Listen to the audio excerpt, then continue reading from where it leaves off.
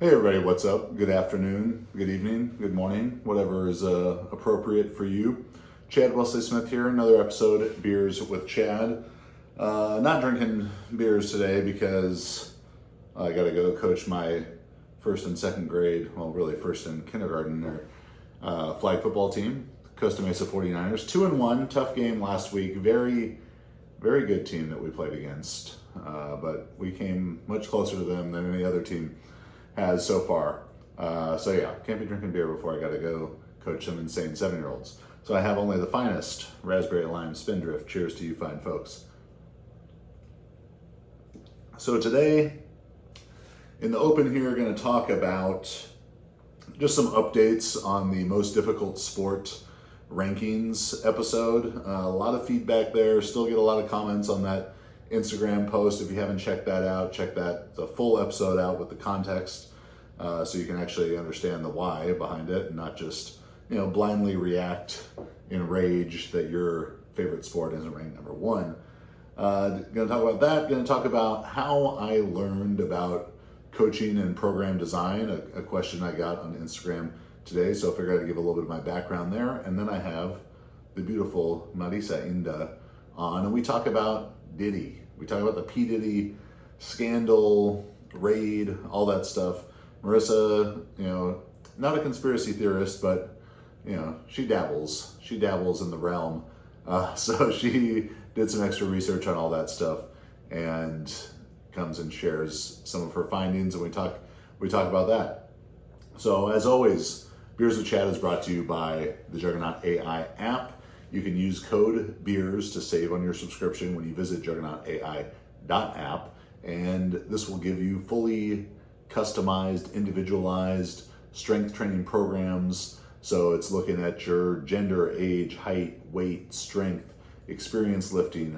Are you weak off the chest in the bench press, at lockout in the deadlift, out of the hole in the squat? Where are your weak points? How do you sleep? What's your diet like? What's your stress like? All of those things. What's your past training history like, to design a custom program for you. And then every day you answer a short questionnaire. How'd you sleep last night? How sore are you? Stuff like that. And it continues to adapt and grow and change with you to give you the smartest program for you. So again, use code BEERS at juggernautai.app to save on that. And we have a very cool addition coming to that in the next week or two. So be on the lookout for that. All right, so the most difficult sport rankings.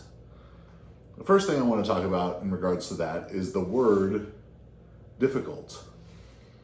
And the word difficult comes with some loaded connotations to it.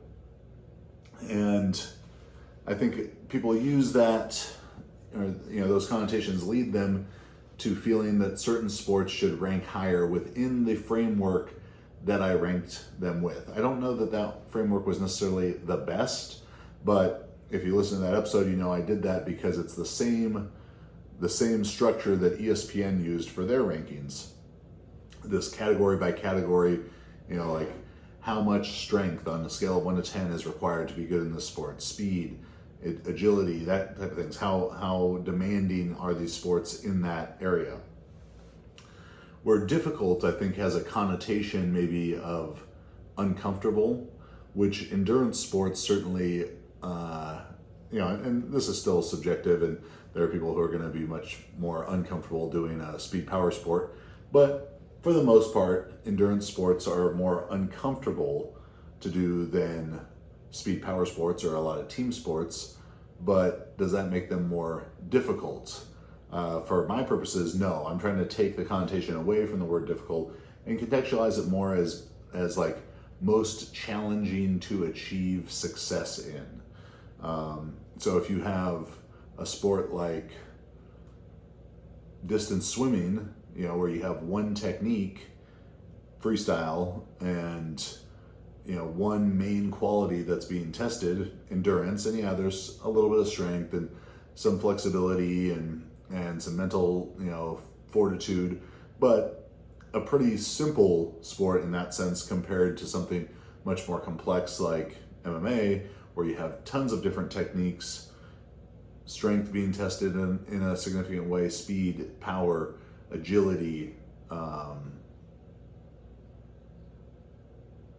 certainly a nerve, mental toughness side of things, and then this constant, quickly adapting, changing scenarios, so your analytic abilities and tactical abilities have to be so high. That's why you're going to find the sport MMA ranked number 1, and distance swimming was ranked very low, even though it's not saying that being a distance swimmer is easy. It's not saying that being great at any of those sports is easy. They're all hard to be good at. So we're really splitting hairs here about what is the most difficult. But when something tests a wide variety of skills versus a narrow set, even if it tests that narrow set, very like a high test in a couple categories, the broad set's going to be more challenging to be successful in. And that's just from a statistical standpoint. Like, it's less likely that you have someone genetically who's capable of having that broad set of skills. So that's sort of the first thing to address with that is the word difficult. It's not the most uncomfortable, it's the most challenging to achieve.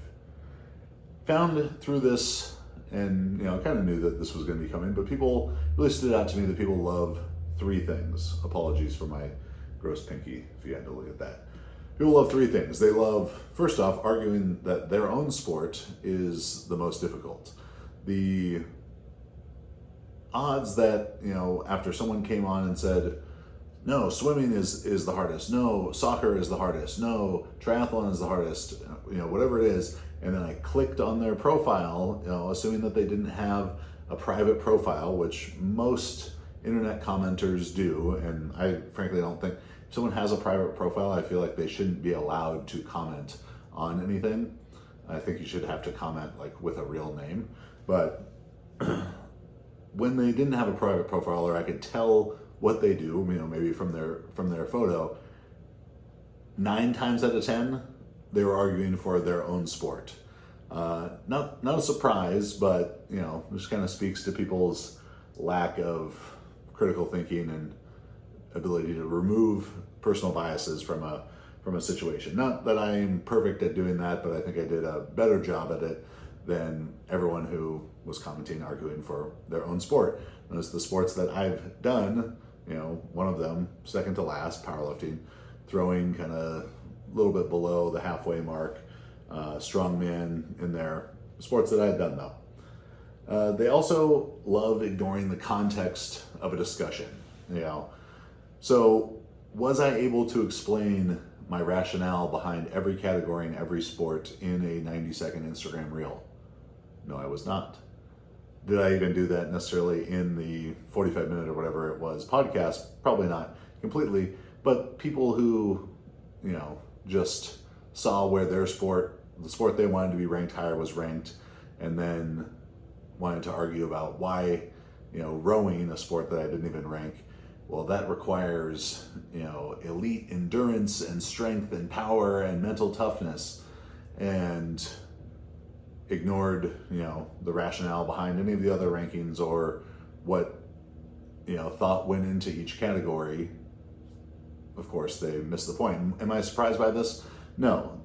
I myself fall victim to reading headlines and not reading the full article sometimes, but I also don't go and angrily comment on the posts about that. And then finally, kind of building off that last one about the elite rowing requires elite this and that, is they flippantly use words, elite prominently being on that list. If someone has elite strength, no other context, that means they're one of the strongest people in the world.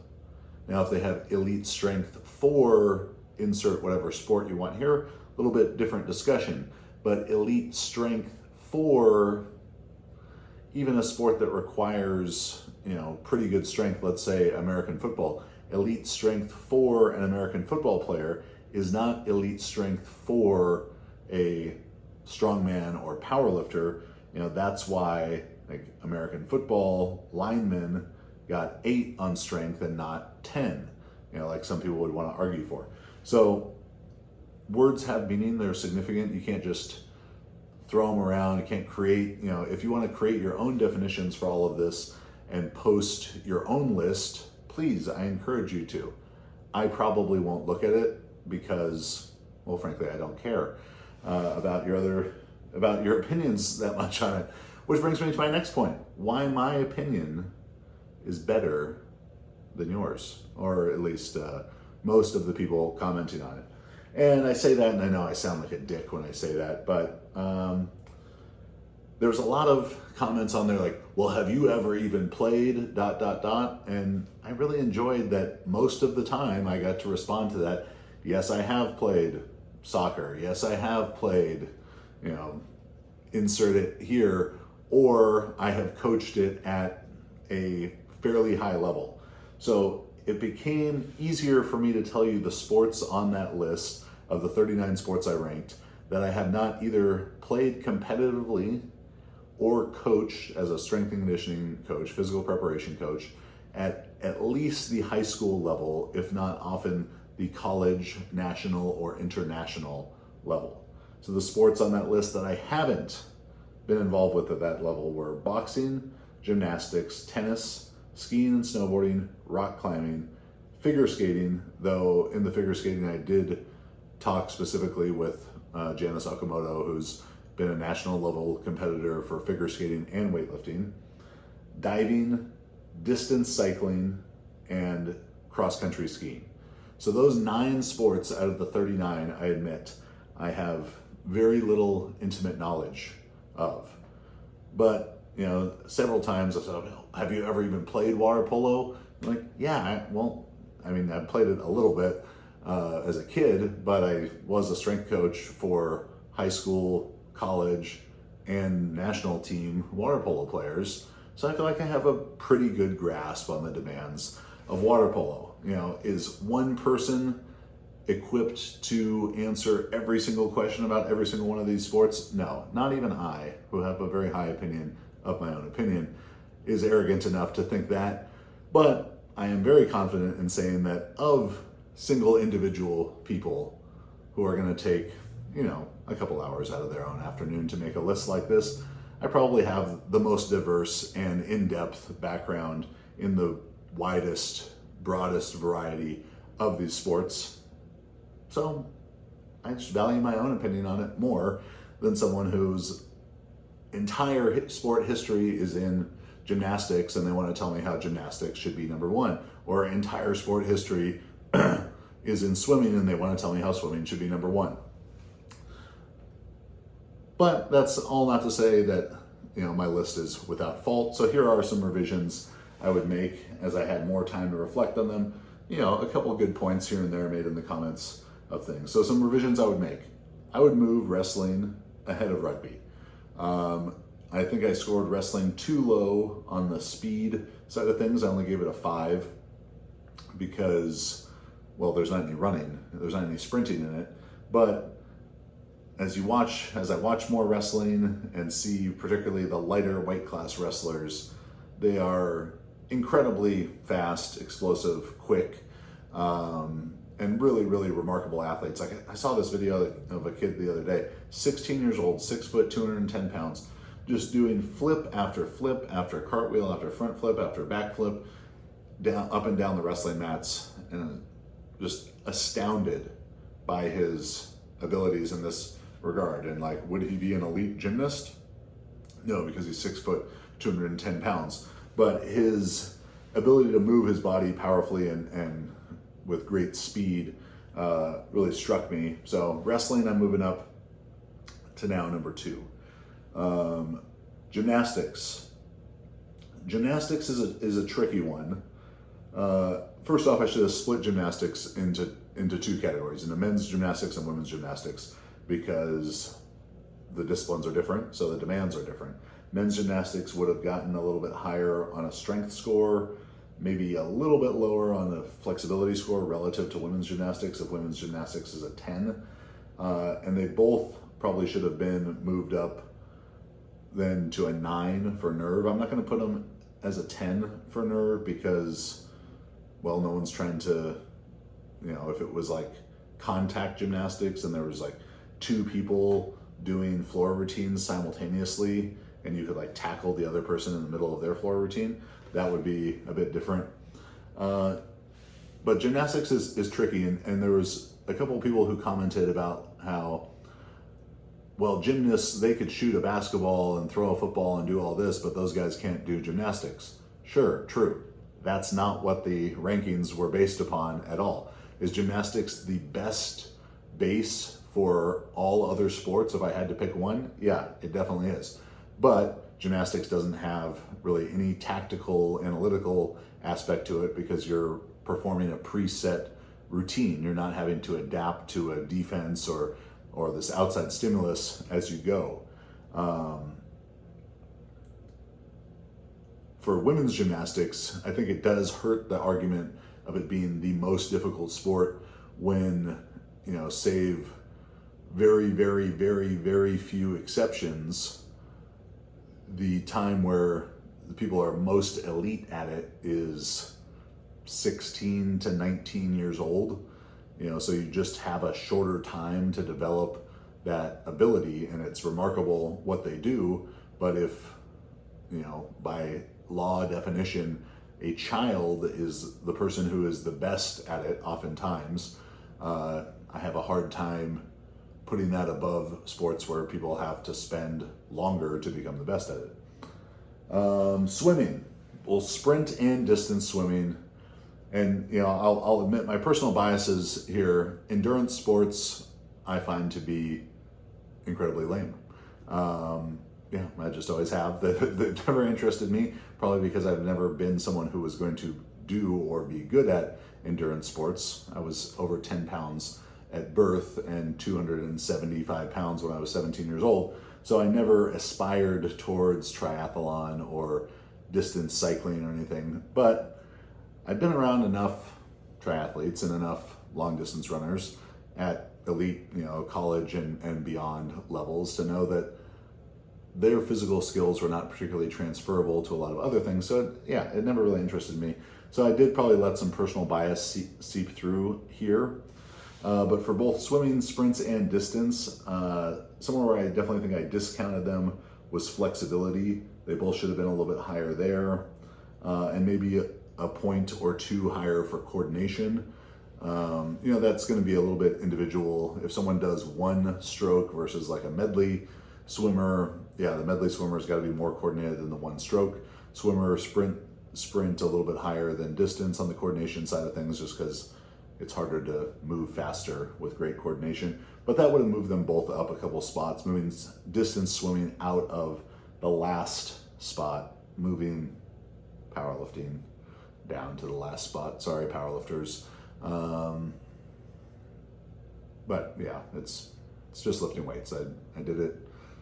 I've done it for a long time and been around a lot of these other sports, and powerlifting is just not that hard, relatively. It's not that it's not hard to be great at it, but it's not as hard and having as wide a variety of demands as some of these other sports. So those are some reflections, some updates to the most difficult sport rankings. You can continue to argue with me in the comments. I won't particularly care, but there's a chance that you might break through and make me slightly change my mind about something. So after the intro here, I'm going to talk about how I learned about coaching, and then I'm joined by Marisa to talk about the Diddy scandal. Cheers.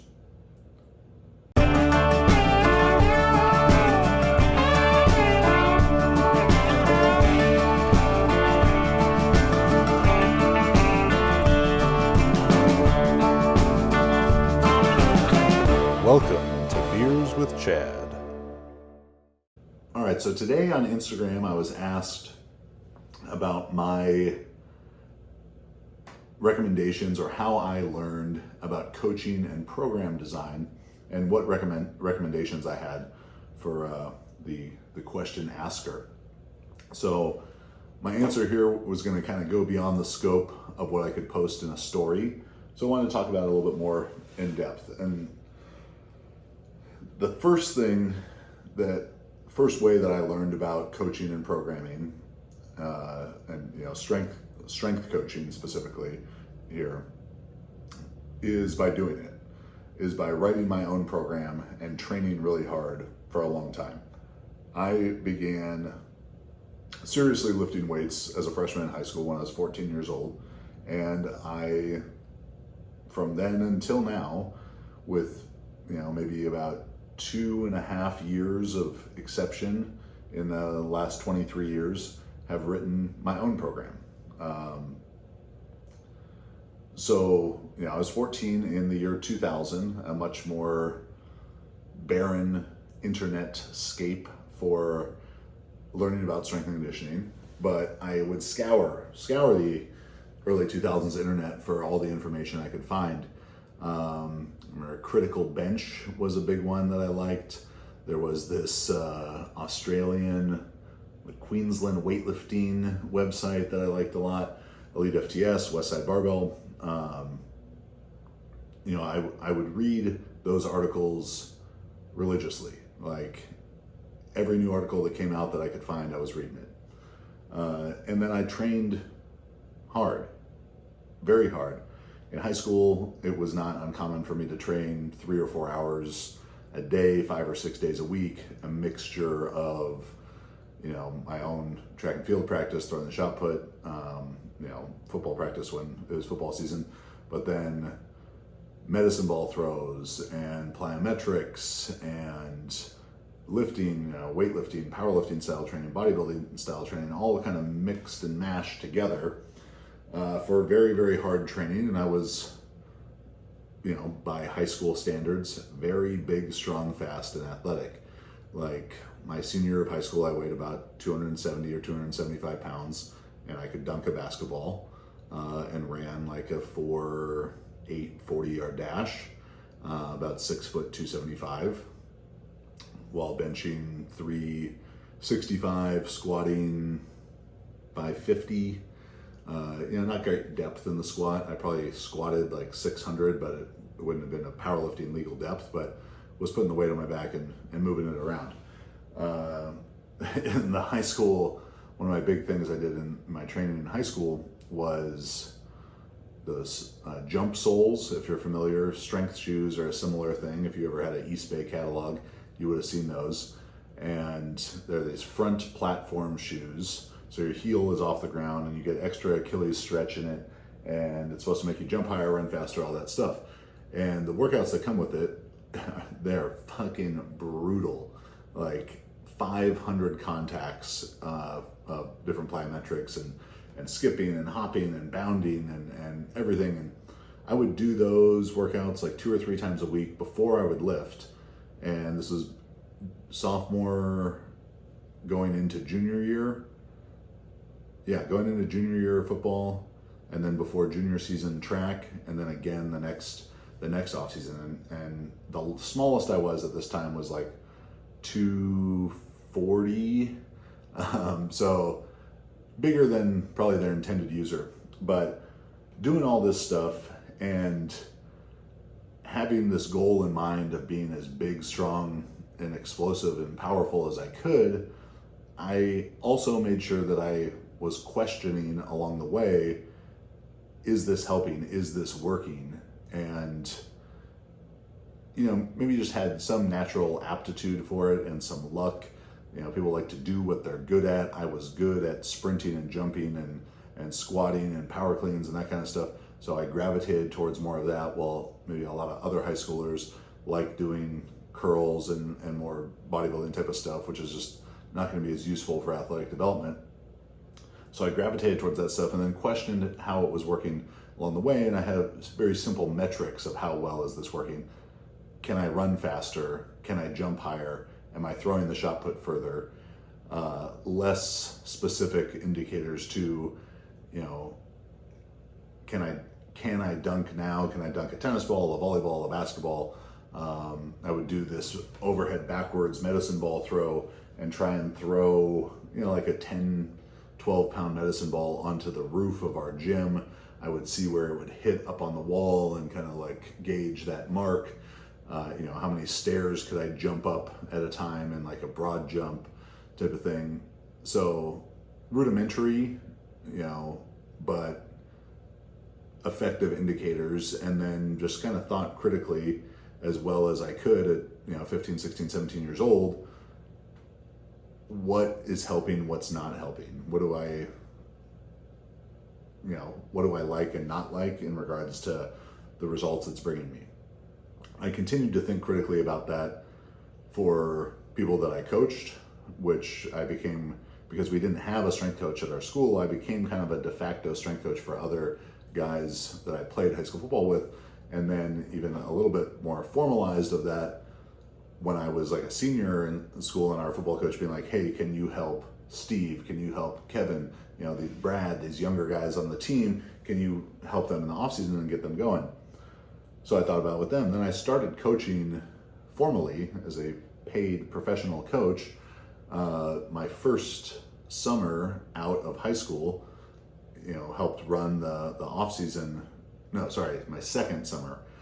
So my first summer back from college, I ran the summer program for my high school football team, and I got to write a program then for 70, 80 kids.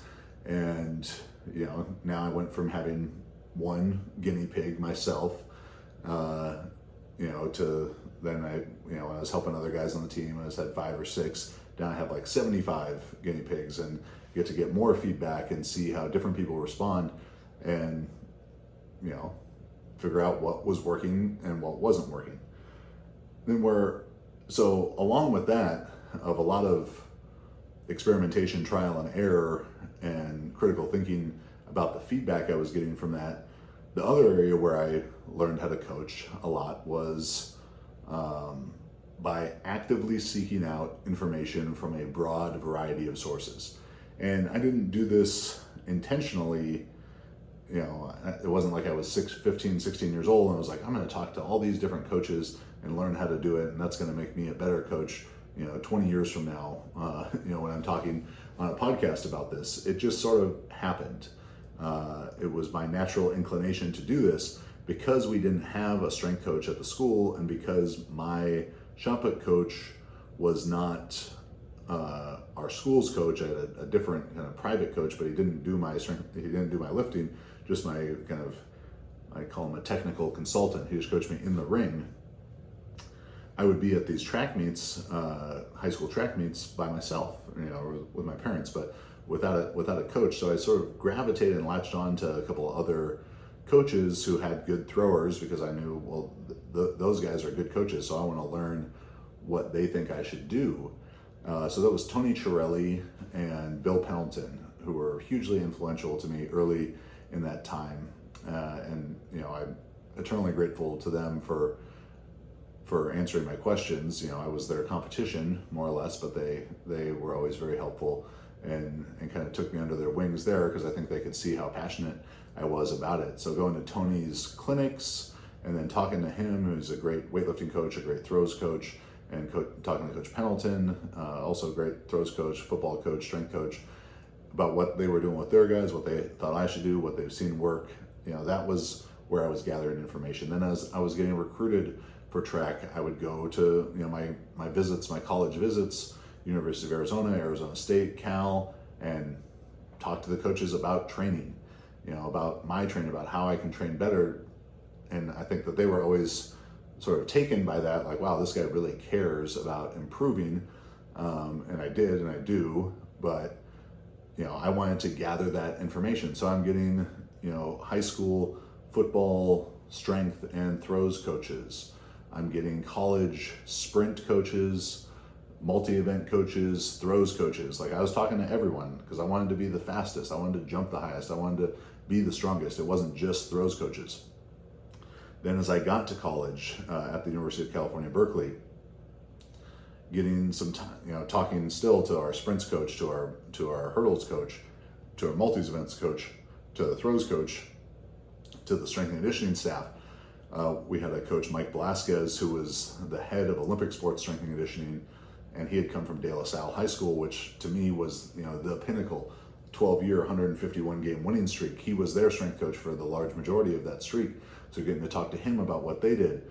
Then John Krasinski, not Jim from The Office, but that was the head football strength coach's name. I met with him, talked to him about what they did. He had competed in strongman. I was starting to get into that. I was reading, again, still, a lot of Elite FTS, a lot of Westside, a lot of Joe DeFranco at the time. I'm taking all of that information, the track and field information from my coaches at Cal, talking to coaches from other programs. Like if people love this stuff, they love to talk about it. They love to tell you about it. So don't hesitate. Like if you run into someone at a meet or a seminar or whatever, talk to them about it, because more often than not, they're going to be willing to share because they're passionate about this as well. So I was talking to coaches from different teams and just seeking that information out. Then I left Cal. I started coaching high school football. I was only 19 years old.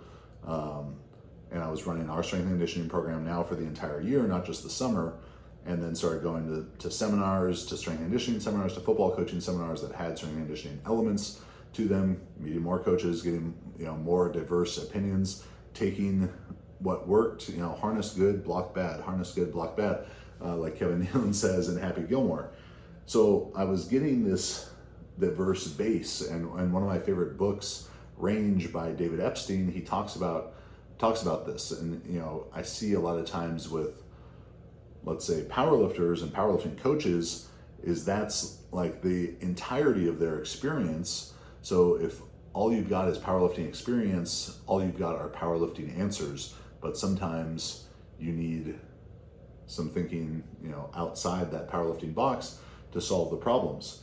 So as I became more conscious of why this was important, as I got older and farther along in my career, then I was more intentional even about, I'm gonna talk to sprint coaches, I'm gonna talk to football strength and conditioning coaches, I'm gonna talk to powerlifters when I started competing in powerlifting, and strongman competitors. And what do weightlifting coaches have to offer us here? What do bodybuilders and bodybuilding coaches have to offer us here? What do physical therapists have to offer us here? So that's what I would encourage you to do if you want to be as great of a coach as you can, and really, you could extrapolate this out into other fields as well, but gain diverse experience in and around your specific field. Don't think that just track coaches have all the answer for track and field success, or just football strength and conditioning coaches and football coaches have all the knowledge for football success, or powerlifting, or whatever it is. Don't box yourself into a narrow space there. Look for range and breadth of understanding. A couple other specific coaches I want to highlight is, first and foremost, James Smith, the thinker, who's had by far the biggest influence on my strength and conditioning career. I had the good fortune to employ him for a little over a year. That was like beyond a master's class for me.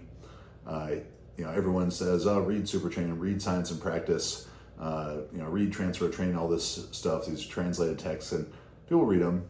I don't think that most people understand them, but James did, and I got to see him put those ideas into practice in programs that he created, and ask him about it, and get what ultimately became very intuitive answers. And he was hugely helpful. So I'd encourage you to seek his information out. Charlie Francis stuff has been a huge influence for me. Buddy Morris, particularly early in my career, interviews that I'd seen with him were huge influence. But seek broad information. There's plenty of lists of books out there. Those are all well and good. Read them. Implement the ideas in whatever way you understand them into your own training. Help other people with their training if you can, so you got more guinea pigs to figure things out with and can get through the trial and error process faster. Think critically about why this is working. Try not to become emotionally attached to the way that you're training. That's a big one, and maybe a story for a different day. But that's what I would encourage you to. Scientific Principles of Strength Training, that's a good place to start. But all the periodization by Bompa, Science and Practice, all that stuff is good. Transfer Training, Bondarchuk stuff was big to me. If you want to be a powerlifting coach, don't feel like you have to only learn from powerlifting coaches and powerlifters, because there's a lot more information out there. So take what's useful from everything around you. All right, going to take a quick break, and then going to be back with Marisa Inda to talk about Diddy.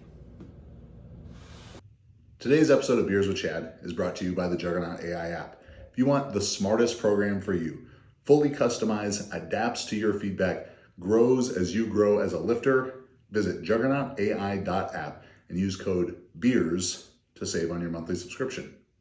Well, hello, my love. Hello. So today will be the first in a, I don't know about, probably not weekly installment, but you never know what's going on with the world of Marisa's Conspiracy Corner. The tentacles of the octopus. Yes. Best. How you doing this morning, baby? Good. So let's give it a little conspiracy background for you, because I guess I'm a little bit more on the skeptical side generally, where I think you're a little bit more. Yeah, I mean, I wouldn't say like I'm a conspiracy theorist. No, I don't fall completely down the rabbit hole. I just peer in. You just peer into the rabbit hole to see what's going on. Yes, and a lot of times those conspiracies tend to have some thread of truth to them. So it does seem more and more often that is the case. I mean, you know about Professor Les. I mean, you should have Professor Les on here instead of me. I can handle Professor Les. So there's a guy, one of the black belts at our school, our jiu-jitsu school, he's a flat earther. And once you go flat Earth is basically an umbrella under which all other conspiracies exist, because most of them are just to protect the knowledge that the Earth is flat. So I typically check his Facebook page every day for updates onto what's really going on in the world. But I think people like him give everybody else a bad. Well, I think it's okay to question what's happening. I'm concerned now sometimes that he might be right about everything. That's with every passing day that becomes a little bit more real. What's your go-to conspiracy? Not conspiracy. Your go-to information source. Well, House and Habit. Okay. She's very good, and she gives a very thorough let's look at it from all views. But then if you go to TikTok, which they want to get rid of TikTok, which I don't think that they should, because people really go on some deep dives. They do. They go on some deep dives. And then Telegram, of course, and you have to admit, I get the news at least a day before you do. You do always have the news before me because of Telegram. But I don't need Telegram because I have you to keep me informed. So today what we want to focus on are the allegations, and I don't even know that this really falls on.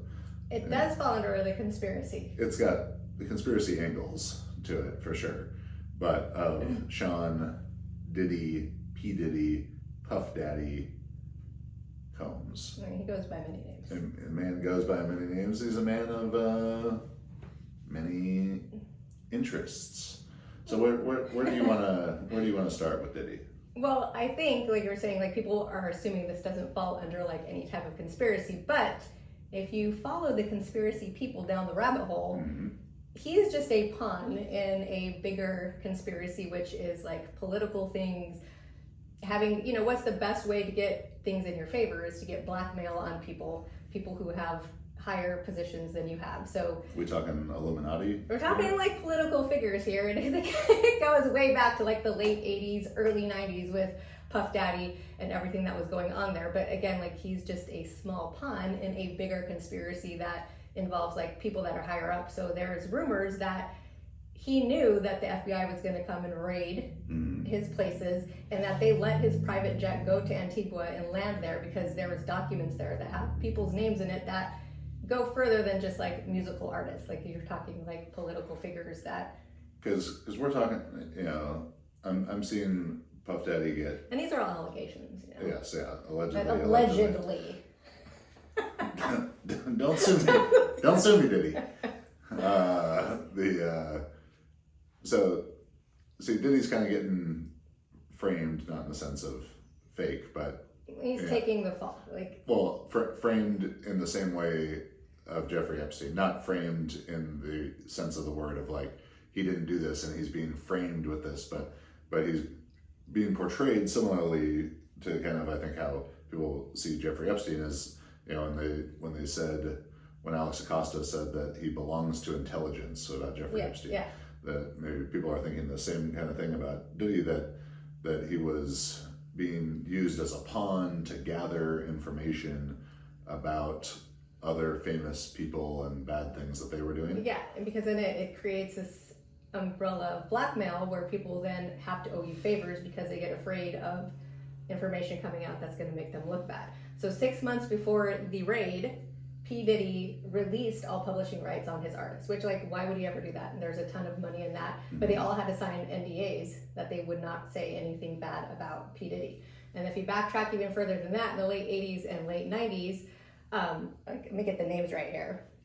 Because Diddy been, very prominent since about, 93, 92, 93 would have been, as he was going through Arista Records and was like their A&R guy, and then started Bad Boy in maybe 93, 94. Yeah. So he's been famous for a long time, 30 years. Yeah. So back in the late 80s, early 90s, where this kind of all gets tied back to like higher political figures, favors within like the industry is Lucian Grange, which he was the CEO of Universal Music, and then Lyre Cohen, which was also a former CEO of Warner Music. They were accused, because a CIA whistleblower came allegedly that they used gangster rap to glamorize criminal behavior. And if you look it up, this is all like verifiable. You can find the information on it because there were two companies. It was called Core Civic, it was formerly CEA Corrections Corporations, and GEO Group. They own almost all the private prison beds in the United States. Okay. And so they then also had like something in their, like when they did these agreements with these states, that they had to have like 90% occupancy rate. So this CIA whistleblower came out saying that these two gentlemen who were like in charge of like hip hop at the time, like were promoting gangster rap. And this is something even Tupac rapped about. Mm-hmm. Okay, so then you fast forward a little bit further, and then that's where P. Diddy gets involved with all of these people. And then the shooting at the club, where a lot of things are coming out about J-Lo now, that she... And Shine Barrow. J-Lo with the Glock, not J-Lo from the Block. Yeah. Nice. Yeah, and that guy Shine, who took the fall, he did 10 years. He got deported back to Belize, and now he's a very high-ranking political official in Belize. And him and Puff Daddy are now friends. Huh.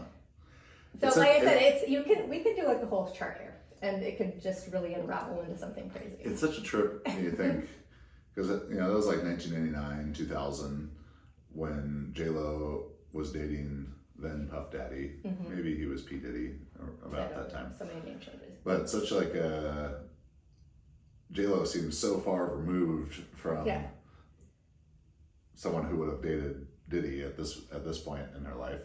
I mean, Ben Affleck, the guy says in Role Models, "You white, you Ben Affleck."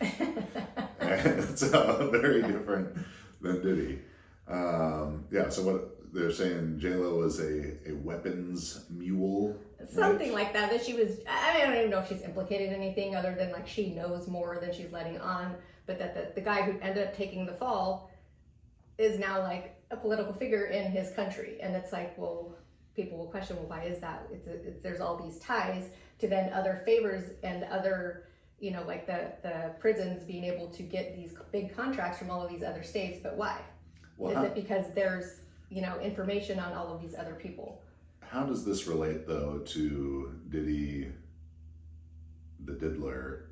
The parties and diddling like Justin Bieber's butthole, allegedly. Well, because then if you get all of these other high-ranking artists in on it, and they're all, they've sung at the White House, they're in with all of these high political people, you get them to these parties, and like I said earlier, the best way to get a favor is if I have blackmail on you, you're more likely to do things to save your own ass. So, and I guess a lot of it too is sort of like the power of, I've heard Joe Rogan talk about this, where sort of the power of fame and how that's sort of a validation to other prominent people, and be like, oh well, this guy, Justin Bieber is going to be there, or the Cuba Gooding Jr. is going to be there, or this person's all like, oh, it must be cool, it must be good and legit, like I can go too, and I don't have to research about it. And that's sort of what maybe Jeffrey Epstein was doing, and that if he creates some connection to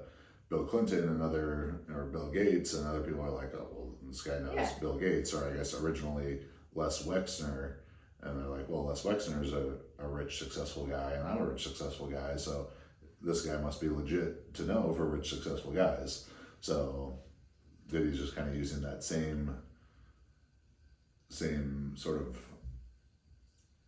not guilty by association, but almost innocent by association in the people's eyes who would then get involved with him, and then he entraps them. Yeah, because then it becomes that thing where it's like, why would Justin Bieber's mom let him go stay with Diddy at this young age? Well, as a parent, I'm like, oh, he's P. Diddy. Like, why on earth would he do anything nefarious? Like, this is not, some weirdo that you just met on the corner street. So, and then like it gets into, it's the conspiracies, the layers, they keep adding up because peel a layer back. We're gonna peel a layer back, because then we've had this discussion before. Well, like you're expecting like 10,000 people to keep this secret, and then you see artists that kind of unravel and just go a little bit crazy. You have like the Orlando guy, or they get who's kind of like gone off the rails, or they get painted as going crazy. Or they get painted as going crazy, like Ryan Garcia, the boxer, is kind of the other one that's kind of, people have said, oh, he's just gone mentally ill, Kanye.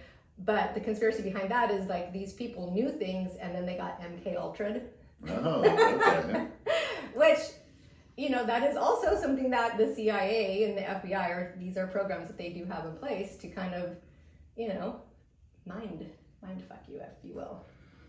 Now, I haven't heard really any talk in regards to, recently, Diddy and his involvement in like Tupac murder, I guess more prominently than him murdering Biggie, or being involved in that, since I hear more talk of that Diddy was actually the target of that. But I feel like all this stuff coming out, even though it's not really directly tied to that, has to give some more credence to like, well, was it then Diddy who paid